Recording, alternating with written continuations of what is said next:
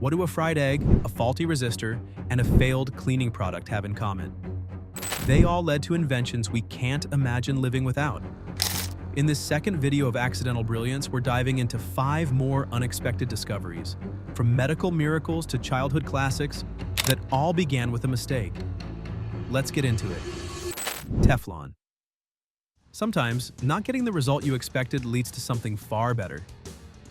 That's exactly what happened in 1938 when Roy Plunkett, a chemist at DuPont, tried to create a new refrigerant gas. He stored tetrafluoroethylene in pressurized cylinders and cooled it overnight, expecting to continue his tests the next day. But when he opened the valve, nothing came out. Confused but curious, Plunkett did what any good scientist does. He investigated. He cut the cylinder open and found a strange, waxy white powder lining the inside. It didn't look like much, but the substance was incredibly slick, heat-resistant, and chemically stable. It didn't react with anything, didn't stick to anything, and was practically indestructible. That powder was polytetrafluoroethylene, later trademarked as Teflon. At first, it was used in industrial and military applications, especially during World War II. Its resistance to corrosion made it ideal for sealing pipes and containers used in the Manhattan Project. But the real breakthrough came in the 1960s, when someone realized how perfect Teflon was for one very specific household use: non-stick cookware. Suddenly, scrambled eggs stopped welding to pans. Pancakes flipped easily. Cleanup became a breeze. Teflon-coated pans became a kitchen essential and a game-changer for home cooks. Over time, Teflon's unique properties led to a wide range of applications beyond the kitchen. It's been used in aerospace wiring, medical tools, and even spacesuits. Its ability to reduce friction and withstand extreme conditions made it indispensable across industries. Plunkett's failed refrigerant experiment didn't just solve a problem, it revealed solutions to dozens more. Teflon proved that when you follow your curiosity instead of the plan, you might just discover something revolutionary.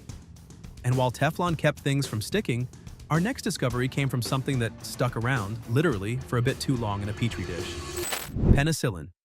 Alexander Fleming didn't set out to change medicine, he just went on vacation. When he returned to his London lab in 1928, he noticed that one of his petri dishes, left out by accident, had grown a strange mold.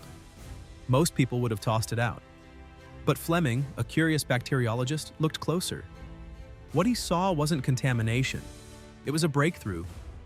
The dish had been growing Staphylococcus bacteria, but the mold had killed the microbes around it. That mold was Penicillium notatum, and the substance it produced would become penicillin, the world's first true antibiotic. Fleming quickly published his findings, but without a way to purify or mass-produce it, the discovery stalled. It wasn't until over a decade later that Howard Florey and Ernst Chain at Oxford figured out how to extract and scale penicillin. With World War II raging, penicillin became a miracle drug. It saved thousands of soldiers and eventually millions of civilians. Minor infections that once killed could now be treated with a simple injection.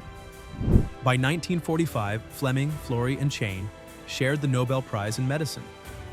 Penicillin launched the antibiotic era, turning deadly diseases like pneumonia and scarlet fever into treatable conditions. Today, antibiotics remain one of our most powerful medical tools. And it all started with one moldy dish left behind on a lab bench. And from moldy petri dishes, we moved to another unexpected lifesaver. One that started with a resistor in the wrong place, but ended up keeping hearts beating across the world. Pacemaker. Some inventions come from careful calculations. Others come from mistakes, small accidental ones that change the course of history. That's what happened in the late 1950s when Wilson Greatbatch, an American electrical engineer, was building a device to record irregular heart rhythms. While assembling the circuit, he accidentally used a resistor that was 10 times too powerful. But when he powered it on, the device began pulsing, slow, steady, and rhythmic, just like a human heartbeat. Instead of seeing it as a flaw, Greatbatch saw potential. What if this circuit could do more than record heartbeats? What if it could regulate them? That moment of miswiring led to the development of the implantable pacemaker, one of the most important medical devices of the 20th century. Greatbatch partnered with surgeon William Chardak, and after several iterations, they implanted their first successful model in a human patient in 1960. It worked perfectly. The patient lived for over a decade, thanks to a resistor that wasn't supposed to be there. Before this, patients with severe arrhythmias had limited, often grim options. External pacemakers existed but were bulky and restrictive. Greatbatch's invention gave them freedom to walk, travel, and live full lives with a device quietly keeping rhythm. Today, millions rely on pacemakers, now more compact and adaptive than ever. But the core idea remains: a timed electrical pulse that keeps the heart beating strong. Wilson Greatbatch's mistake didn't just fix a problem, it saved lives. Proof that sometimes the best solutions come from happy accidents we're smart enough to explore. From a miswired circuit to a medical miracle, we now jump to a household classic, one of the most beloved toys of all time, born out of a product no one wanted anymore: Play-Doh. Today, Play-Doh is one of the most iconic children's toys in the world. Bright, squishy, and endlessly moldable. It's found in classrooms, homes, and toy boxes across the globe. But here's the twist. Play-Doh wasn't meant to be a toy at all. In fact, it started out as a cleaning product. Back in the 1930s, the American company Kutol Products manufactured a soft, pliable compound that was designed to clean wallpaper. At the time, most homes were heated with coal or wood-burning stoves, which left soot stains on walls. Traditional cleaners were too abrasive, so Kutol created a non-toxic, doughy cleaner that could safely wipe away the grime without damaging delicate wallpaper. It worked, and it sold well for a while. But by the 1950s, coal heating was on the decline. Gas and electric heating took over, soot became less of a problem, and the once practical wallpaper cleaner was now a product without a purpose. Enter Kay Zufall, a nursery school teacher, and, as it turns out, a quiet genius. She was related to one of the company's executives and had been using the wallpaper cleaner in her classroom to help kids make holiday decorations. She noticed how easy it was for children to shape, mold, and reuse it. It was soft, mess-free, and safe. She casually suggested that maybe they should rebrand the product as a children's modeling compound. The team at Kutol listened. They added color, a pleasant scent, and repackaged it in small tubs. In 1956, Play-Doh was officially born and began being sold in toy stores under a new name and a brand new identity. From there, Play-Doh exploded. It became a creative staple in schools and homes, loved for its simplicity and open-ended potential. Kids could build anything their imagination allowed. By the 1960s, it had gone national.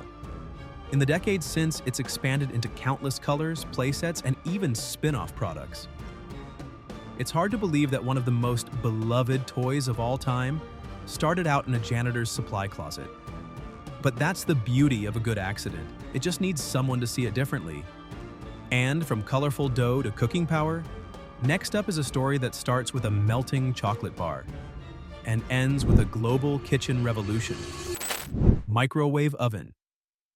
Some inventions come from brilliance, others from snacks. In 1945, Percy Spencer, an engineer at Raytheon, was working on magnetron tubes for radar systems during World War II. These tubes emitted powerful microwaves and were crucial for military technology. But one day, while walking past an active magnetron, Spencer noticed something unusual.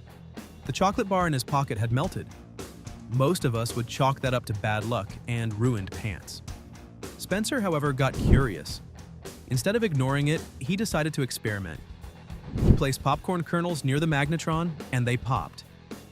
Then he tried it with an egg, which promptly exploded. These weren't lab accidents anymore. They were clues. Clues pointing to a new way to heat food. Spencer realized that the microwaves being emitted could penetrate food and cause the water molecules inside to vibrate rapidly, generating heat from the inside out. This was a completely different method of cooking, faster and more efficient than anything kitchens had ever seen. Within a year, he and Raytheon developed the first microwave oven. It was called the Raider Range, and it was massive, about 6 feet tall, weighed over 700 pounds, and cost around $5,000. It also required plumbing to cool the magnetron, so no, it wasn't exactly going into your average family kitchen just yet. But over the next few decades, things changed. The technology improved, the components got smaller, prices dropped. By the 1970s, compact countertop versions of microwave ovens began appearing in homes across America. Suddenly, heating leftovers or making popcorn took seconds instead of minutes. Cooking itself began to change. People didn't just reheat food, they started preparing entire meals in microwaves. The microwave oven revolutionized how we eat. It gave rise to frozen dinners, mug cakes, microwave-safe containers, and the entire ready-to-eat food industry. It also made life a lot easier for students, busy professionals, and let's be honest, anyone too lazy to use a stovetop after 9 p.m. And beyond the kitchen, microwave technology, born from radar research, has found uses in communications, medicine, and space exploration. Turns out some of the best ideas don't start with a plan, they start with a problem. Or better yet, a completely unintentional mishap. From heartbeats to happy meals, these accidents redefined industries and everyday life. Which one did you find the most surprising? Drop your thoughts. We'll see you in the next one.